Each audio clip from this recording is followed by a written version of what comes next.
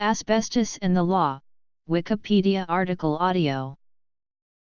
Within the United States, the use of asbestos is limited by state and federal regulations and legislation. Improper use of asbestos and injury from exposure is addressed through administrative action, litigation, and criminal prosecution. Injury claims arising from asbestos exposure may be tried as mass torts. Asbestos litigation is the longest, most expensive mass tort in U.S. history, involving more than 8,000 defendants and 700,000 claimants. By the early 1990s, more than half of the 25 largest asbestos manufacturers in the U.S., including Amatex, Carey Canada, Celotex, Eagle Pitcher, 48 Insulations, Manville Corporation, National Gypsum, Standard Insulation, Anarco, and UNR Industries had declared bankruptcy. Analysts have estimated that the total costs of asbestos litigation in the U.S. alone will eventually reach $200 to $275 billion. The amounts and method of allocating compensation have been the source of many court cases, and government attempts at resolution of existing and future cases. Civil litigation. Common defenses.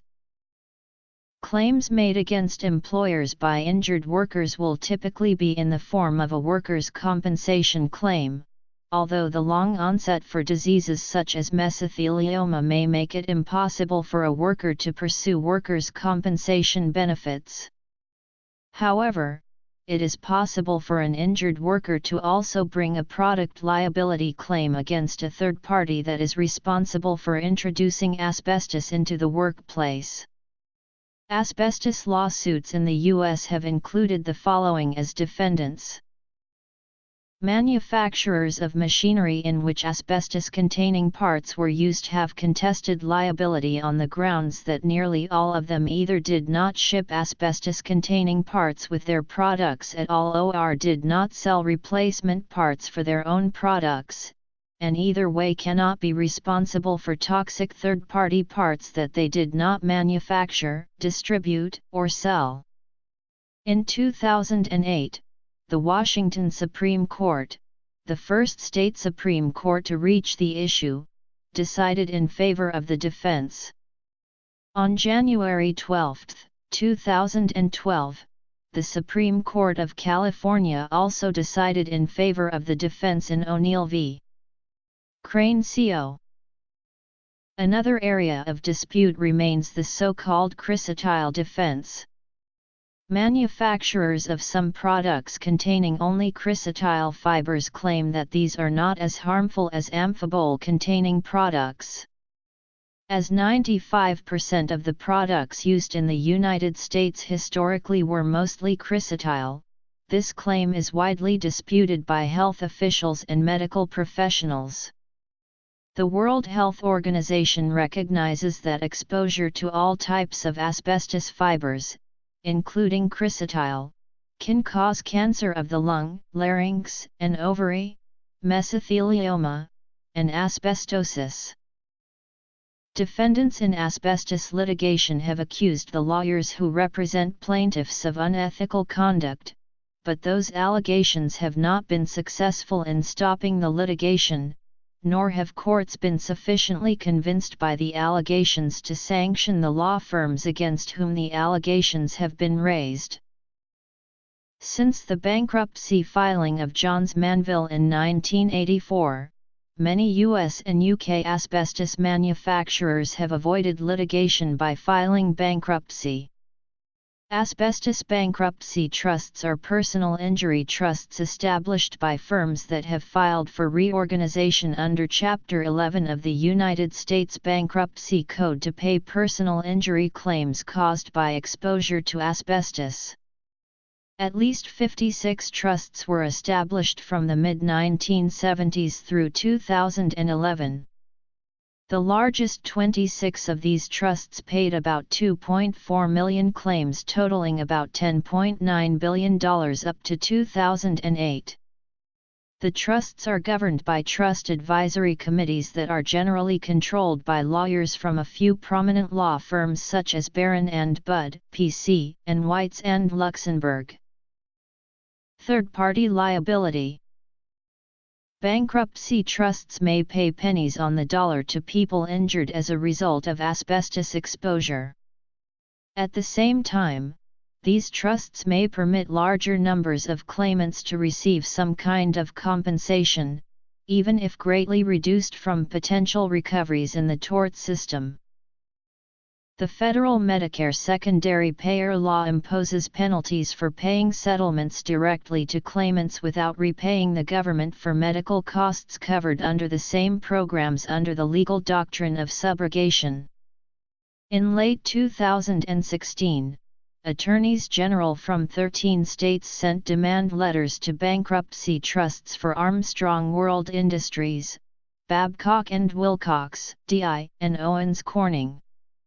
The purpose of the demand letters was to determine if the funds are reimbursing states for medical treatment received under Medicaid and Medicare.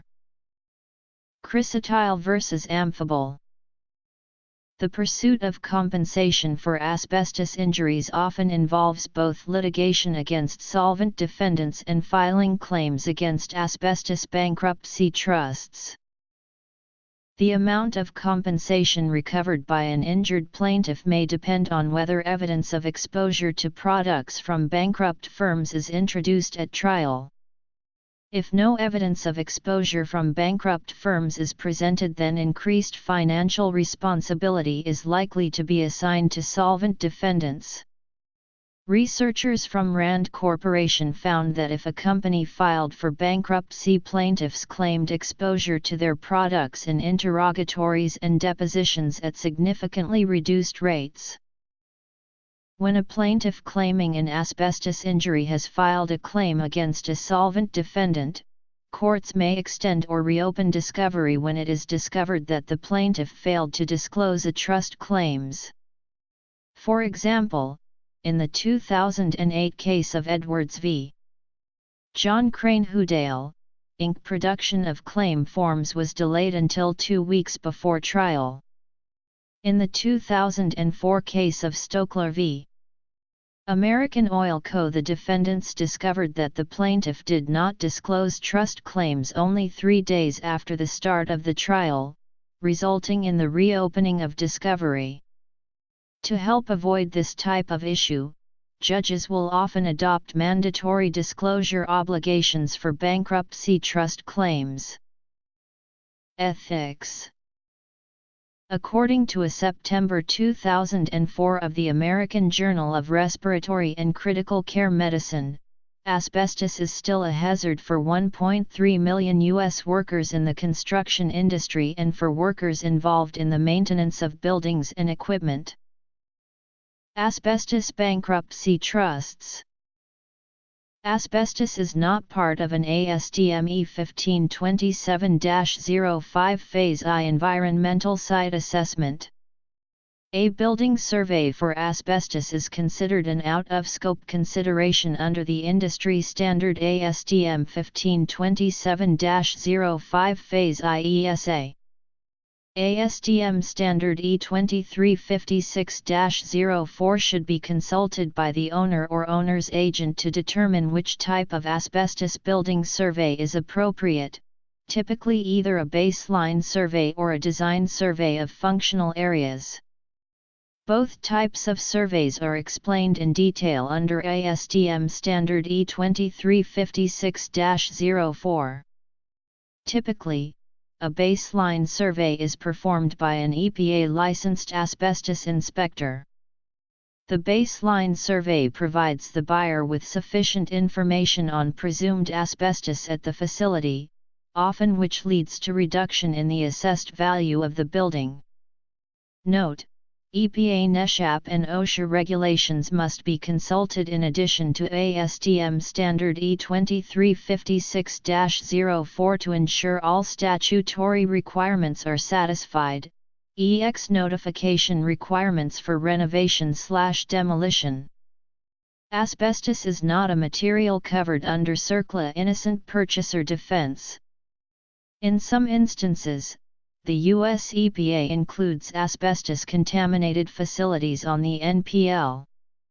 Buyers should be careful not to purchase facilities, even with an ASTM E1527-05 Phase IESA completed, without a full understanding of all the hazards in a building or at a property, without evaluating non-scope ASTM E1527-05 materials, such as asbestos, lead, PCBs, mercury, radon, etc.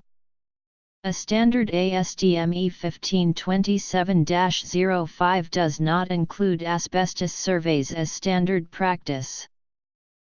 Medicaid and Medicare reimbursement. In 1988, the United States Environmental Protection Agency issued regulations requiring certain U.S. companies to report the asbestos used in their products. A Senate subcommittee of the Health, Education, Labor and Pensions Committee heard testimony on July 31, 2001, regarding the health effects of asbestos. Members of the public, doctors, and scientists called for the United States to join other countries in a ban on the product. Bankruptcy trusts and litigated claims. Several legislative remedies have been considered by the U.S. Congress but each time rejected for a variety of reasons. In 2005, Congress considered but did not pass legislation entitled the Fairness in Asbestos Injury Resolution Act of 2005. The act would have established a $140 billion trust fund in lieu of litigation, but as it would have proactively taken funds held in reserve by bankruptcy trusts, manufacturers and insurance companies, it was not widely supported either by victims or corporations. On April 26, 2005, Dr. Philip J. Landrigan, professor and chair of the Department of Community and Preventive Medicine at Mount Sinai Medical Center in New York City, testified before the U.S. Senate Committee on the Judiciary against this proposed legislation.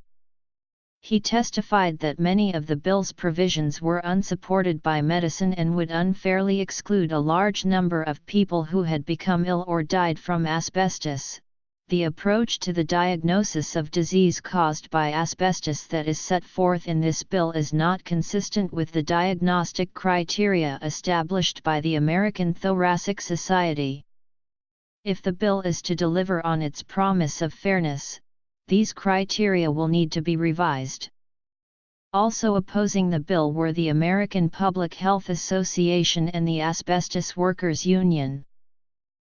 On June 14, 2006, the Senate Judiciary Committee approved an amendment to the act which would have allowed victims of mesothelioma $1.1 million within 30 days of their claim's approval. This version would have also expanded eligible claimants to people exposed to asbestos from the September 11, 2001 attacks on the World Trade Center, and to construction debris in Hurricanes Katrina and Rita. Ultimately, the bill's reliance on funding from private entities large and small, as well as debate over a sunset provision and the impact on the U.S. budgetary process caused the bill to fail to leave committee. According to the Environmental Working Group Action Fund, 10,000 people die each year from asbestos-caused diseases in the United States, including 1 out of every 125 American men who die over the age of 50. The Environmental Protection Agency has no general ban on the use of asbestos. However, asbestos was one of the first hazardous air pollutants regulated under Section 112 of the Clean Air Act of 1970, and many applications have been forbidden by the Toxic Substances Control Act. In 2010, Washington state passed a ban on hazardous materials in automotive brakes, phasing out asbestos in vehicle brakes, starting in 2014. In 2013, Ohio became the first state to pass a law requiring transparency in asbestos bankruptcy trust claims. The same year Oklahoma passed a similar law called the Personal Injury Trust Fund Transparency Act. This law applies to all personal injury trusts.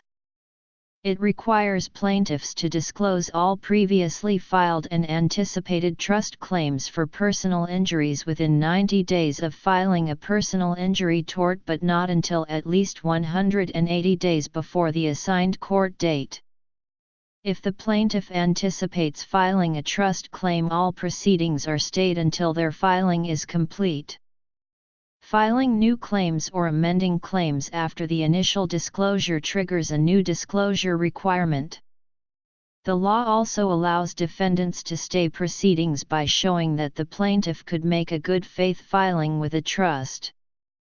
The law gives plaintiffs 10 days to either file such a claim or show that it would probably be unsuccessful. Regulation. In South Carolina in 2015, State Senator Shane Massey introduced Senate Bill 281, the Court Transparency Act. S.281 would prohibit the state of South Carolina from hiring outside lawyers. Similar bills have been passed into law by 18 states. The bill would also prevent juries from awarding damages that exceed actual out-of-pocket costs incurred by plaintiffs. Federal. In June 2015, Texas Governor Greg Abbott, a Republican, signed Texas House Bill 1492 into law. The law was written to end so-called asbestos double-dipping in Texas. This law requires asbestos victims to perform more actions before proceeding to trial, and lowers the standard of proof of asbestos exposure for manufacturers to shift the blame onto other bankrupt companies. A year earlier, Wisconsin Governor Scott Walker signed a similar bill into law. Screening and solicitation. Defense firms allege that most lawsuits involving claims for non-malignant asbestos injuries are generated by asbestos screening companies, firms that are generally closely connected to trial lawyers but are run by people with no medical training. Some legal scholars suggest that because lawyers often find screening companies using union locals as intermediaries, the rule is not violated. Defendants also allege that plaintiffs obtain diagnoses from physicians who do not follow proper standards when testing patients. Excessive legal fees.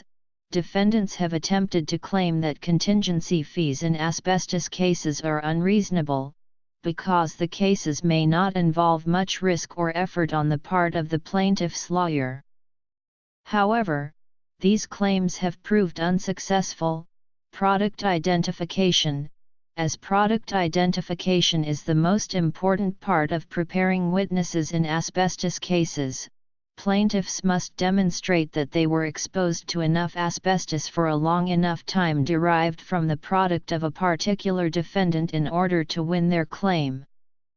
Defendants have claimed that plaintiffs' lawyers manipulate their clients to identify solvent companies as suppliers instead of those that have filed for bankruptcy. No court has accepted this allegation. In June 2016, President Obama signed into law the Frank R. Lautenberg Chemical Safety for the 21st Century Act. It serves to reform the TSCA of 1976 and aims to make federal safety regulations on toxic substances and chemicals effective. In 2017, Iowa, Mississippi, North Dakota, and South Dakota all passed asbestos trust claims transparency laws. In 2012, a lawsuit was filed by CSX Transportation Incorporated alleging that lawyers and a doctor who represented plaintiffs in asbestos cases had engaged in acts of civil racketeering in their pursuit of fraudulent claims, resulting in a verdict in favor of CSX Transportation. The lawsuit was later settled on appeal, leaving in place the civil racketeering verdict in favor of CSX Transportation. In 2014, attorneys for Garlock Sealing Technologies, LLC, filed a lawsuit against 4 asbestos litigation firms, alleging civil racketeering. In March 2016, Garlock, and its parent company Enpro, entered into a settlement that involved the dismissal of their racketeering claims and the payment of $480 million to settle related asbestos injury claims. In 2016, John Crane Group filed lawsuits against Simon Greenstone Panettiere Bartlett and Shine Law Center in federal court, alleging that the defendant law firms withheld evidence in violation of the RICO Act. One of the defendant law firms has filed a motion to dismiss the claims.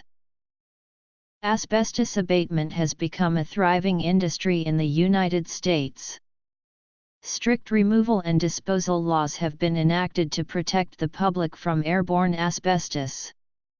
The Clean Air Act requires that asbestos be wetted during removal and strictly contained, and that workers wear safety gear and masks. The federal government has prosecuted dozens of violations of the Act and violations of Racketeer-Influenced and Corrupt Organizations Act related to the operations. Often these involve contractors who hire undocumented workers without proper training or protection to illegally remove asbestos. State abatement. Notable cases. Civil. W.R. Grace and Company faces fines of up to $280 million for polluting the town of Libby, Montana. Libby was declared a Superfund disaster area in 2002, and the EPA has spent $54 million in cleanup. Grace was ordered by a court to reimburse the EPA for cleanup costs, but the bankruptcy court must approve any payments. The U.S. Supreme Court has dealt with several asbestos-related cases since 1986. 2 large class action settlements, designed to limit liability, came before the court in 1997 and 1999. Both settlements were ultimately rejected by the court because they would exclude future claimants, or those who later developed asbestos-related illnesses.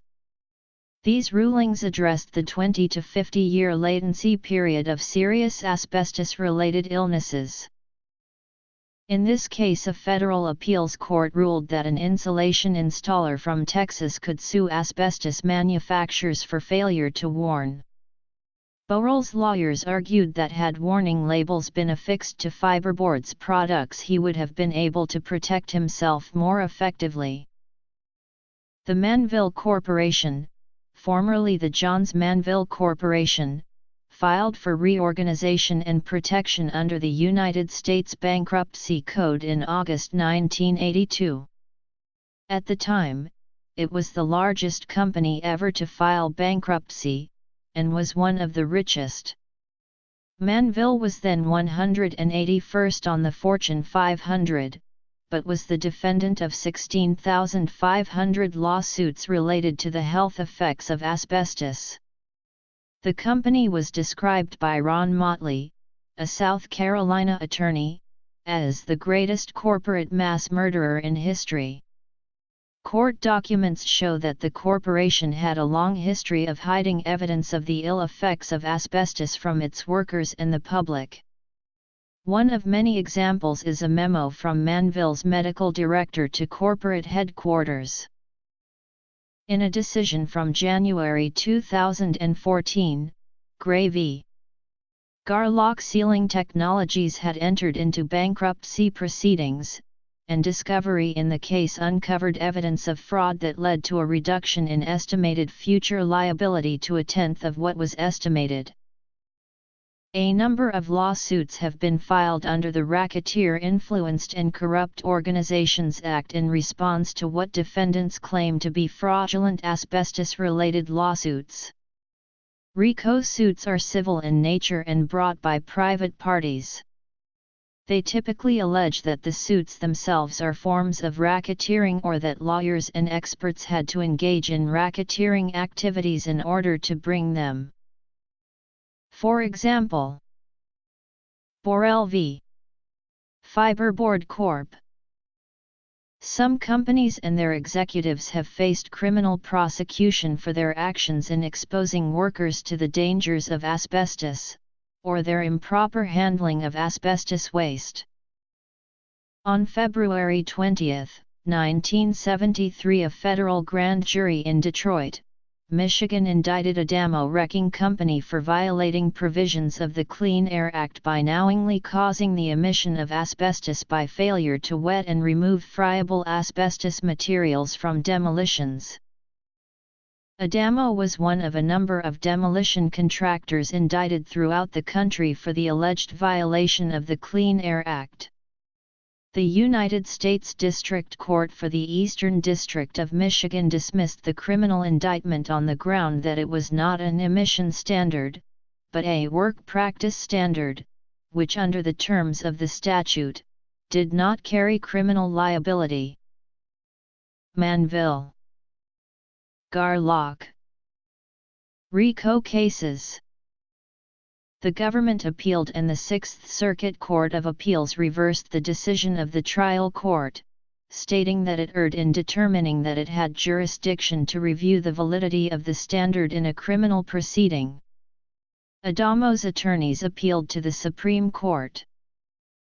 On January 10, 1978, the Supreme Court ruled in favor of Adamo when it held that the trial court did have jurisdiction to review the standard in a criminal proceeding and also agreed with the trial court that the requirements in the Act were not standards but procedures and therefore the proceedings were properly dismissed.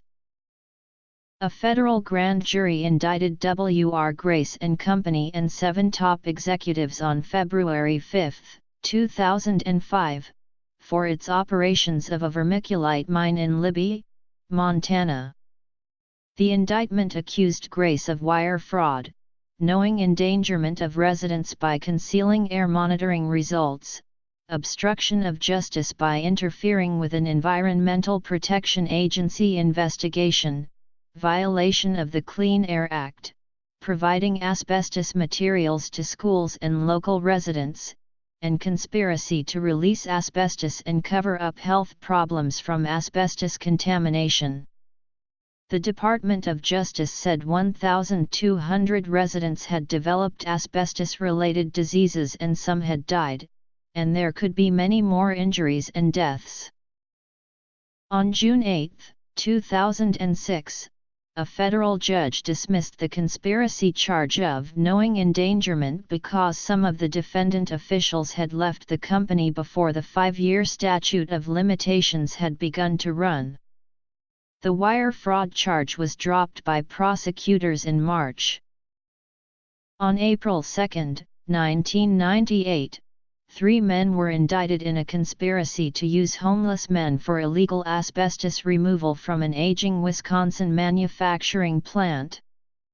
Then-US Attorney General Janet Reno said, "Knowingly removing asbestos improperly is criminal. Exploiting the homeless to do this work is cruel." Criminal. On December 12, 2004, owners of New York asbestos abatement companies were sentenced to the longest federal jail sentences for environmental crimes in U.S. history, after they were convicted on 18 counts of conspiracy to violate the Clean Air Act and the Toxic Substances Control Act, and actual violations of the Clean Air Act and Racketeer Influenced and Corrupt Organizations Act. The crimes involved a 10-year scheme to illegally remove asbestos. The RICO counts included obstruction of justice, money laundering, mail fraud and bid rigging, all related to the asbestos cleanup. On January 11, 2006, San Diego Gas and Electric Co., 2 of its employees, and a contractor were indicted by a federal grand jury on charges that they violated safety standards while removing asbestos from pipes in Lemon Grove, California. The defendants were charged with 5 counts of conspiracy, violating asbestos work practice standards and making false statements. Adamo Wrecking Company, W.R. Grace & Company. Other prosecutions.